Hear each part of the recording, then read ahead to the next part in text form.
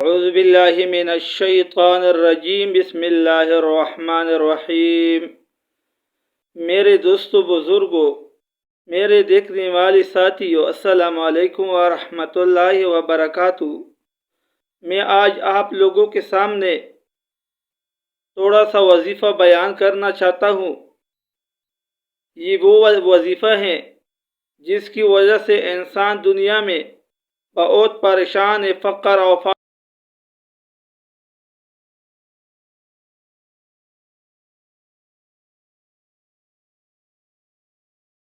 کی وجہ سے۔ دوسرا وجہ یہ ہے کہ انسان ہر وقت میں پریشان ہے کہ میں غنی اور مالدار کس طرح ہوگا۔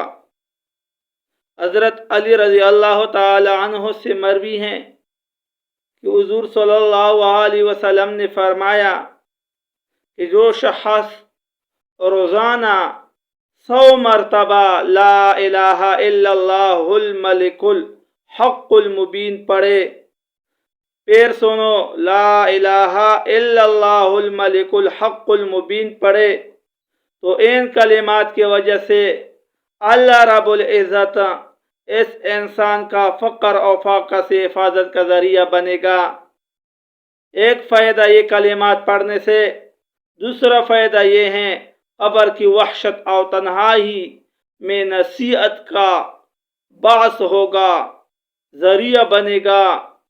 تیسرا فائدہ یہ کلمات پڑھنے سے یہ ہے کہ ان کلمات کی برکت کی وجہ سے انسان ظاہری اور باطنی غنی اور مالداری حاصل کرے گا۔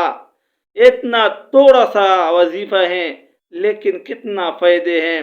چوتھا فائدہ یہ ہے جس کے ذریعے لوگ نماز پڑھتے، حج کرتے ہیں اور روزے رکھتے ہیں اللہ کے راضی کرنے کی وجہ سے کہ اللہ مجھے جنت میں داخل کرا دے، یا اس کلمات پڑھنے کی وجہ سے اللہ رب العزت اس جنت میں داخل کرائے گا۔